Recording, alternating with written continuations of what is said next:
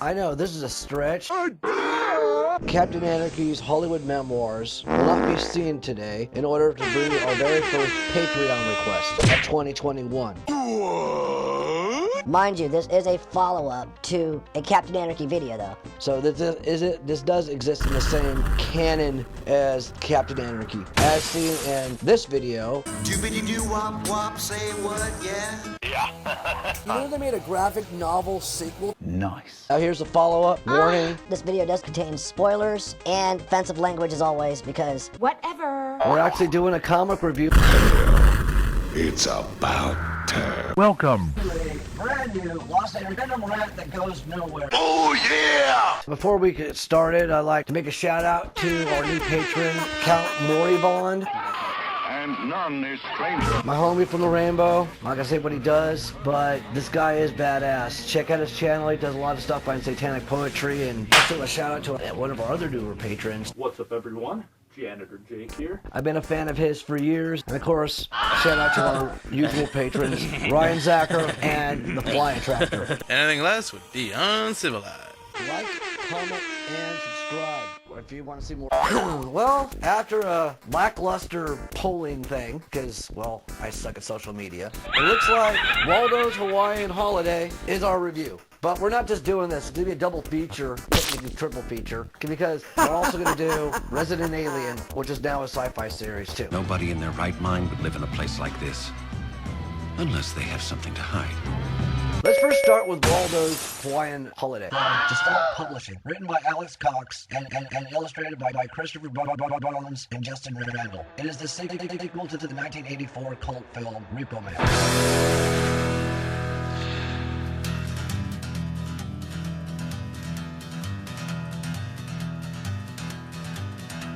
Yes, that Repo Man. Not to be confused with Repo Man, Repo Chick, or that other Repo Man show. The sequel to Repo Man that was planned as far as 1997 and filming started but was never completed. The making of the featured documentary, A Texas Tale of Treason. Cox afterward made another semi-sequel called Repo Chick. The original sequel remained as a script on Cox's website. Christopher Bones stumbled across it while working on another project and contacted Cox about adapting it, in which Cox agreed. Yes, the Alex Cox classic starring Harry Dean Stanton and Emilio Estevez.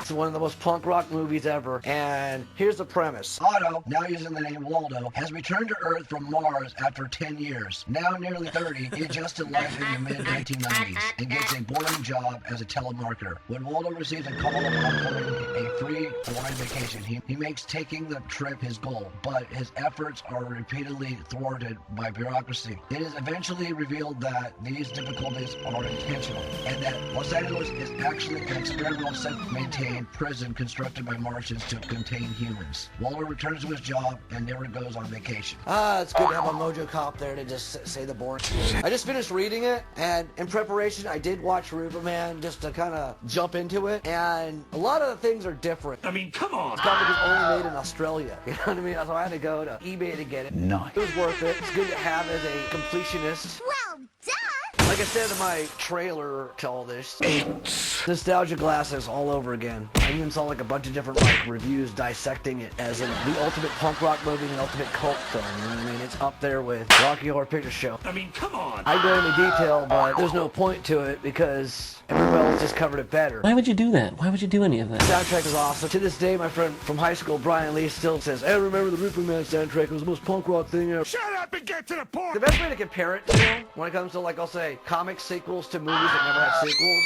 it's very reminiscent of Fight Club 2. I haven't read Fight Club 3 yet, but Fight Club 2. And if you read it, it gets very meta, very fan servicey, but still a good read. I mean, I read it like, I don't know, say, 4 times when I was serving jury duty. And by the way, this predates Fight Club 2, so you can totally tell that, like, Polinick read this, took notes, and said, I'm going to do that too. The highest form of authority resides in A. Tyler Durden, or B. Tyler Durden. Just so you know how woke I am. It has a vibe like that, where it's like, you know, it feels almost like a cash grab, but not really. Plus the fucking message is bomb.com. Some of the characters, they all changed their names. Like Kevin is now Kenneth, which you didn't know he was played by Xander Basis. to Circle Jerks. He's been in a lot of Alex Cox movies. But yeah, enough about that. Yeah, he's now called Kenneth instead of Kevin, and he's basically the same character, but 35 years old and lives with his parents. Like, I have no complaint. I'm in my 40s and I live with my parents too. Whatever. He randomly dies, which is kind of weird. Spoilers. And then also Duke's there, but Duke's the guy who's changed his name and had many aliases. Yeah, remember Duke, the wannabe punk rocker guy? Fuck this. Let's go through some crimes. Well, 10 years passed, and it's crazy. He survived being killed. I know a life of crime led me to this sorry fate. And yet, I blame society. And he has many different name changes because he has different scams, like he even had an airliner. Also, Debbie, now known as Joanna, she makes a brief appearance, shows up, and her ex-boyfriend's a satanic drug lord. So do you still have sex, Waldo, or are you all fucked out like everybody else in this town? We even run into Pletchner. Yeah, the Pletchner. I worked 5 years in the slaughterhouse and 10 years at the prison Anarchy. So what? So what? So never say fuck you to me. Because you haven't earned the rights yet. And what ends up happening to him is pretty sad.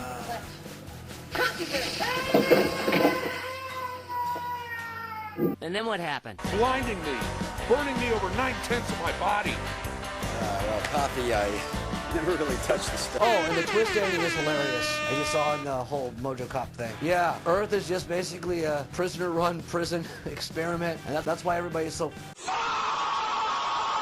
So, what's my final rating on this? 4 out of 5. It's not perfect, and it's better than Repo Chick by far. When it comes to all-around punk rock comics, I'd put it in the collection. I mean, is it as good as Blackheart Billy or Baker Street? No, not by a long shot. Like, Blackheart Billy's fun. It's just a fun read altogether, and Baker Street, the only thing that sucks is the artwork, but it's good. This, I'd rate this on the bottom of the 3 punk rock comics so far, but it's still good though. All in all, get it, because aliens have been fucking with us the entire time. And now to complete this double feature, my review on Syfy's original series, based on a Dark Horse comic of the same name, Resident Alien. And the show's pretty funny. Resident Alien is an American sci-fi mystery comedy drama television series based on a comic book of the same name by Peter Hogan and Steve Parkhouse that premiered on January 27th, 2021 on Syfy. This is awesome. One thing I've noticed about the Syfy channel and their shows, other than, you know, they're trying to appeal more to the bro douchebag crowd. Check it out, it's Stream Center! Because, you know, since Disney owns Marvel and Warner Brothers owns DC, Syfy channel is a good way for the indie comics to actually have their own TV shows. And hopefully this show does well to get a second season. Come on. Since they don't have the budget, the studio and the network takes liberties, which kind of shows you the quality. And shows aren't really known for finishing. For example, Blood Drive, a twisted new series, almost too depraved for cable TV. And that show only got 1 season, and then boom, it never got a second season, even though it ended with a freaking huge-ass, badass cliffhanger. But nope. Then there's other shows that were based on non-Big 2 comics. Like, for example, it has Henry Rollins in it. Changing the world is hippie bullshit. Hello, I'm Henry Rollins. I'm looking pretty good right now. It also has Benedict Wong. Are you satisfied with your life? And of course that's never really finished because it did air during the first season of Umbrella Academy and Doom Patrol. 2 superhero teams. One has a robot. The other has a talking chimp. But which is the show for you? Then there's Happy, based on an Image comic. And yes, you got Patton Oswalt as the title character, and it's pretty dark, and but again, it's on Syfy, and no one really watches Syfy. Come on! The longest running indie comic that is on Syfy TV show is Winona Earp, and I don't give 2 shits about Wyatt Earp's lesbian cowgirl descendant. It is owned by NBC Universal, and they don't have the best track record when it comes to quality. I mean, their biggest money makers is the Fast and Furious series. Back to the rest of my review on Resident Alien show versus comic, and there's a lot of changes they did. I mean, this one YouTuber's pointed out. So far, the comics don't hardly match up. Only a few details are the same, he says. They've only reviewed it since the first episode. Survey says? So far, the show's better. I'm going to cut your head off. The first chapter, called Welcome to Earth. 3 years after Harry's crash, the only doctor and patients is murdered. The town mayor Welcome and to sheriff your asked Harry to examine the body and temporarily fill in as town doctor. Harry's mental abilities allow him to detect the emotions of his patients and to know when they lie. When the police arrest an innocent man for the doctor's murder, Harry tries to locate the true killer. Harry is unsuccessful, but his attempts worry the murderer, who attacks him. Harry is saved by the police and one of his nurses, Asta, 12 Trees. Asta is the daughter of a Mohawk shaman and is able to partially see through Harry's disguise, but mistakes him as a visiting spirit instead of an alien. At her father's advice, she does not tell Harry what she knows. Harry realizes he has been lonely and agrees to stay on the job. The show is loosely based off of it, but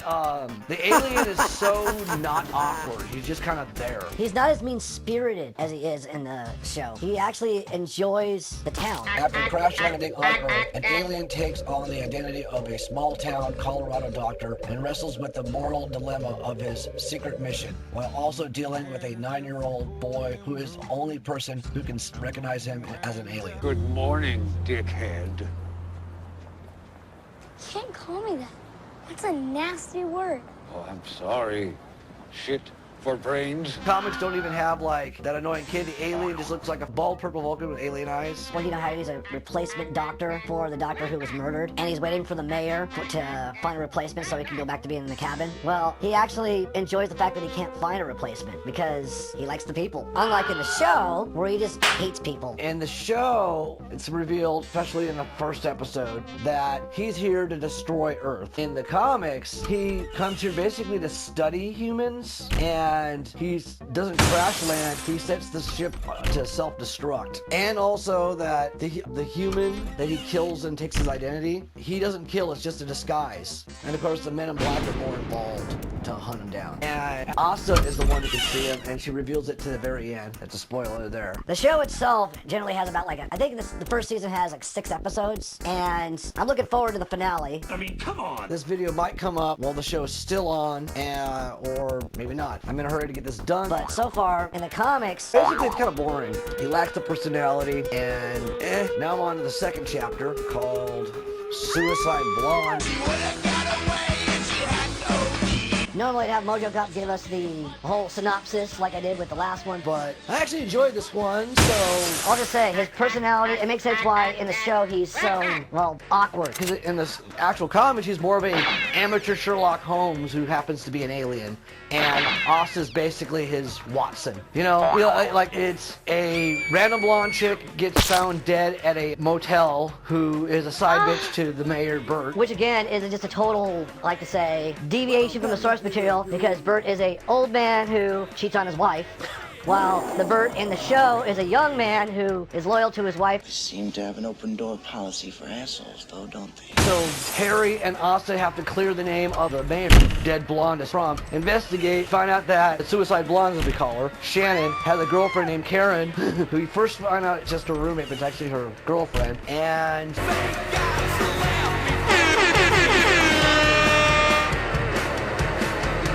This chapter's big cliffhanger at the end is they're at while they're at the college to investigate the situation, we'll say. Some guy gets a picture of them, and of course, the way his cloaking situation works is that we see him as a human, but if we take a picture of him, or any type of digital media gets a hold of him, you see him how he truly is. And of course, the douchebag photographer puts it online, it goes viral, and the MIB sees it. All in all, this chapter makes up for the first one being so boring, but it's still okay. The next one, on the other hand, Sam Hain Mystery.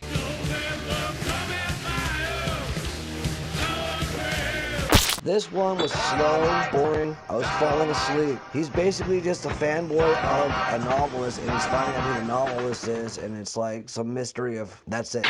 You know, the best parts in the entire series is the flashbacks of just how he got to Earth, and how they've been studying humanity and Earth, and how they're a very self-destructive culture. You know, good commentary on that one. And also his wife. Yes, he has a wife waiting for him on his homeworld. So no, there's no big romance or nothing with him and Asta and the humans. You know, there's none of that. And that's all she wrote. Yeah, the first omnibus is just the first 3 stories. I might do a follow-up, which features, take it away, ladies. And with no name.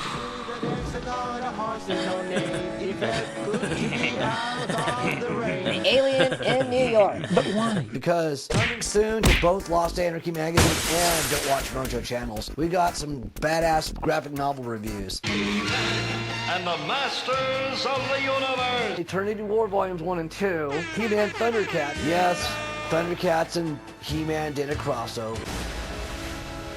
Also got some League for a Gentleman.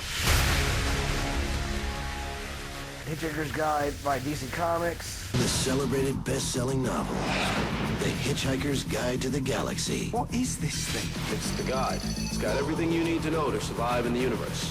Well, I can't wait to start that. And Murdered Children 2099. And then some more Star Wars Legacy. I don't got all of them.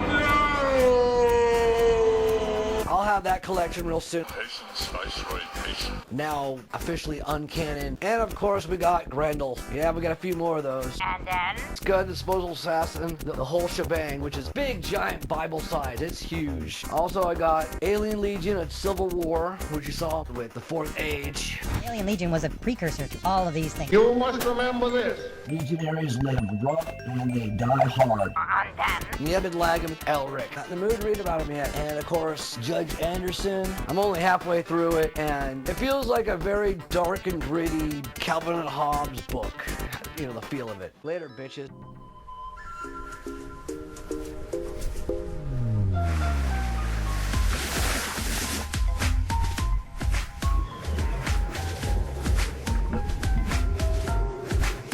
And I'm asking all you people, because we're living in a Check out our Patreon, and linked in the description as you can tell, and support our cause. We don't get paid for this shit.